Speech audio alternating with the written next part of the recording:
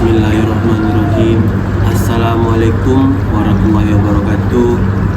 Innal hamdalillah nahmaduhu wa nasta'inuhu wa nastaghfiruh wa na'udzubillahi min syururi anfusina may yahdihillahu fala mudhillalah wa may yudhlilhu fala hadiyalah.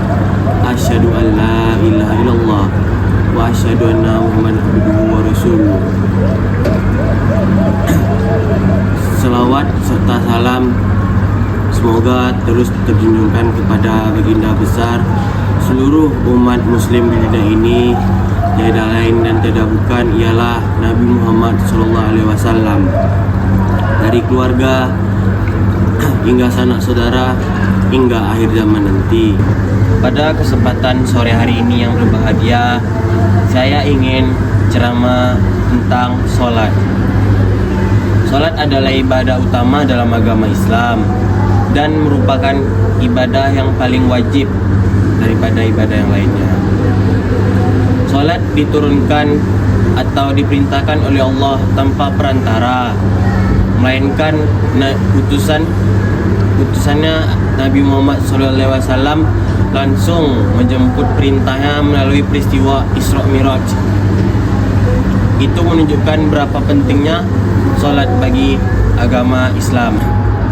Allah Subhanahu wa taala berfirman dalam Quran, "Inna sholata tanha 'anil fahsya'i wal munkar." Artinya, sesungguhnya salat itu mencegah dari perbuatan keji dan perbuatan mungkar. Quran surat Al-Ankabut ayat 45. Salat penentu amal dan penentu ibadah suatu umat muslim. Salat bukan hanya sekedar gerakan fisik atau kewajiban seharian, melainkan gerakan penghubung hati hambanya dan kepada rohnya.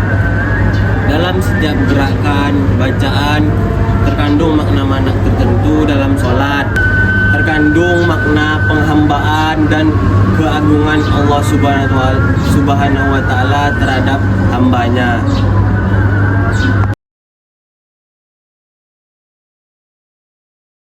Salat penghubung hati dan penentu amal.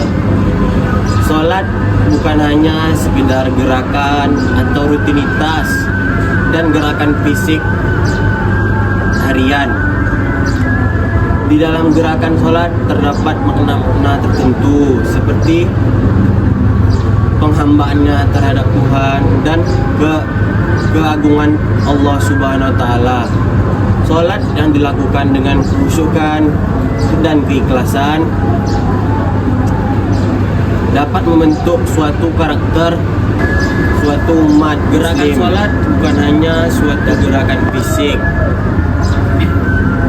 bukan hanya tentang ruku sujud, tapi dalam gerakan itu ada suatu penelitian tentang salat, di mana gerak-gerakannya dapat membantu kesehatan fisik, melancarkan peredaran darah, mengatur pola hidup, dan mengatur jam tidur.